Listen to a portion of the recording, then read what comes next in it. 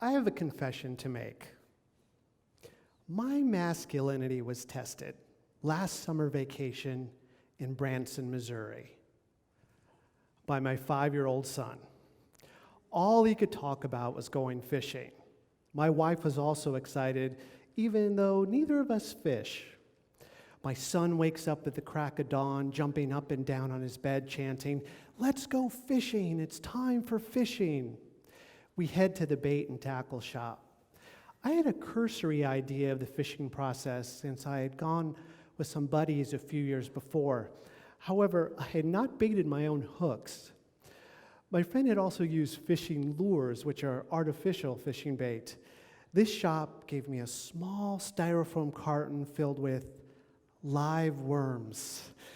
My stomach lurched a bit. I don't get along with bugs. Since I didn't know how to attach fishing lures anyway, I figured live bait might be easier to use. They're probably small worms that barely move. Shouldn't be too hard to attach them to a hook. We get to the fishing dock, and my son's practically jumping out of his shoes, ready to fish.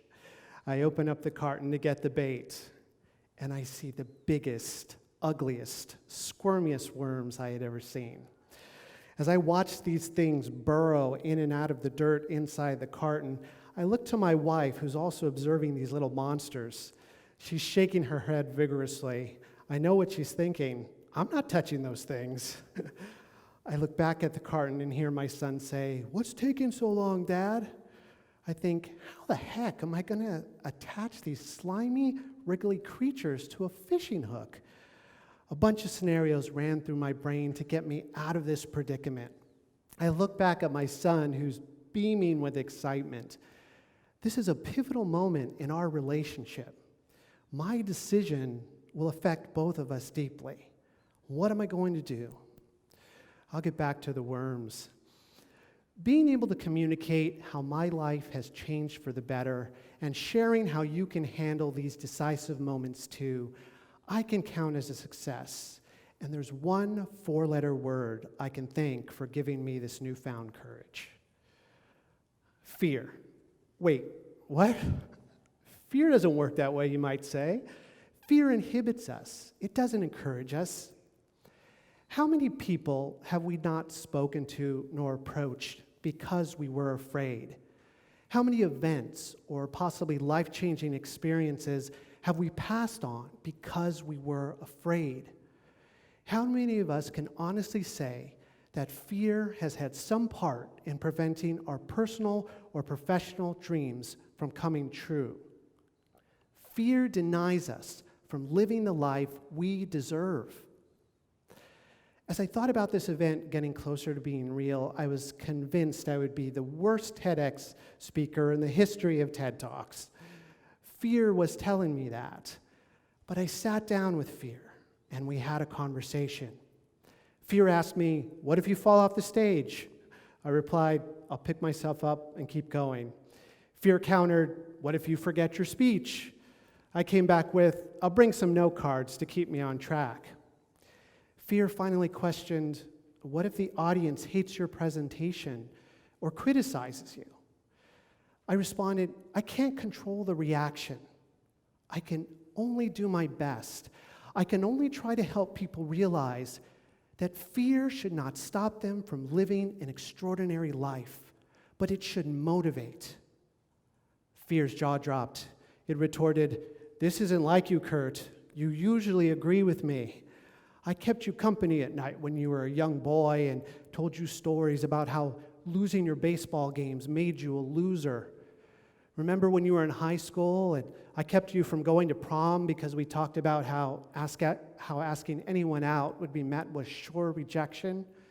And when you were a young man, remember how I discouraged you from accepting certain employment opportunities because it was too hard or you weren't good enough?" I answered, "Yes, Fear. I remember all those times. And even though I knew you were trying to protect me from the pain of rejection or failure, it did me no good. Those thoughts you put in my head weren't true. You just squashed the joy I should have had playing in my baseball league. You just kept me from dancing with my high school crush. And who knows where those job opportunities would have led me in my career. Losing doesn't harm me. Hating myself for losing does. Rejection doesn't damage me. Feeling unworthy because of the rejection does. Failing does not ruin me.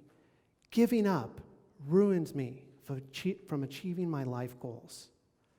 After my long talk with fear, its voice got really quiet. I discovered I had done something I never thought I'd do. I convinced fear not to be afraid. I invite fear to join me on the journey, and failures or not, we're enjoying life more together. But now, I take the lead. The truth is, fear's a lousy leader. In an article written by neuroeconomist Gregory Burns for the New York Times, he cites from his research that the most concrete thing that neuroscience tells us is that when the fear system of the brain is active, exploratory activity and risk-taking are turned off. Our brains literally shut down the very intentions needed for living a remarkable life. According to Burns, worrying takes energy. Burns explains that the brain then has less available neural processing power to deal with other tasks. So how do we reboot our brain to work for us rather than against us? First order of business, I say these two words: face it. Whenever I'm struggling with a decision, I say to myself, face it, and just propel myself forward. I said it one morning after watching an ad on television for a weight loss program tailored specifically for men. I was living an unhealthy lifestyle. While I sat in a chair with my big belly, I said to myself, face it, I'm going to stop making excuses. I saw something that fit me, that was good for me, where there was no reason to say no. Oh, except for fear telling me, it won't work, Kurt. So I challenged myself, made a snap decision, and just said yes. When a good thing is staring at us, we just need to say, face it and do it. It set me on a path towards losing 30 pounds. I've maintained the weight. I feel really good. The process of losing weight wasn't easy, though, and that's the second thing to remember. Expect suffering. As I was going through this weight loss program, I suffered through a lot of hunger. I was really hungry. But now I'm living a healthier lifestyle. When I was dating, I suffered through a lot of heartbreak. But now I'm married to the most amazing woman. I suffered through 12-hour work days that run into weekends and vacations. But I love representing actors in the entertainment industry. Fear will try to convince us that the things we want in life are not worth the suffering. But if we know it'll be hard and accept the challenges anyway, it'll prepare us for the future obstacles that will inevitably come our way as we pursue personal and professional growth. If we're imagining that someday we'll be happy, that's a myth. Life is a constant flux of happiness and suffering. I realized that accepting the good and the bad in life is success. So why not explore it to the fullest? Another way we slow down our forward momentum is by allowing distraction. If we can avoid distraction, we create precious time to reach our goals. According to Gloria Mark, who studies digital distraction at the University of California, Irvine, it takes an average of about 25 minutes to return to the original task after an interruption. When we're working on a project, how many of us check our phone and rob ourselves of productivity? I use distraction to keep me from worrying about failing at something. I think about, am I good at my job? Am I a good husband and father? Fear uses distraction to relieve my mind, but I waste time when I let fear take control. The way I've found to stay focused, though, is not to worry about the outcome. I know if I carve out the time to do the work, that's success. Time is like a speeding train. If we don't jump on board and direct it to where we want it to go, it'll eventually just pass us by and leave us behind. Time cannot be wasted. So, we've exerted the blood, sweat, and tears to develop our plan. The hard part is over, right? Wrong.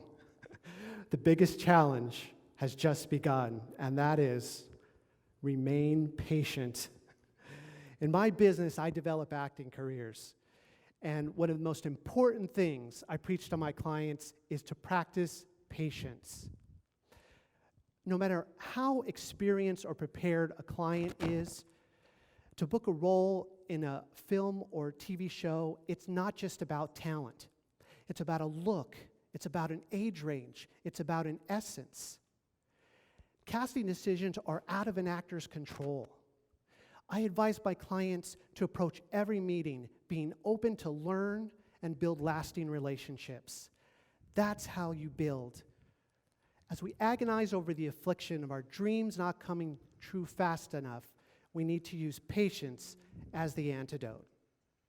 Unfortunately, we can't eliminate fear. Fear tells us rejection hurts too much. Let's wait, it'll come. Let's play it safe. This was my mindset for a long time. I've presented ways to look at fear differently and use it for action. But how do we put it into practice?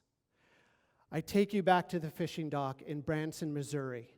All 4 action steps of fear came into play for me. I stared into my son's enthusiastic eyes. I said to myself, face it, as I dug my hand into the dirt pack of writhing invertebrates. I pulled out the first worm and held it tight. It made my skin crawl, but I knew I had to expect suffering. I avoided distraction as I impaled the slippery creature onto a hook, and black liquid worm got sprayed onto my hand. I was hoping my son would catch a fish right away, but I knew I had to remain patient as I retrieved worm after worm after worm, until finally he caught a fish, and we all celebrated. Catching a fish for the first time with my 5-year-old son, I will remember forever. Instead of fear being an excuse to derail us from the pursuit of our dreams, we can persuade fear to launch us towards success. When fear taps on my shoulder now, I actually repeat the phrases I've connected to the word. Face it, expect suffering, avoid distraction, remain patient. And now I'm more confident with every new and exciting adventure. I wish the same for you on your endeavors.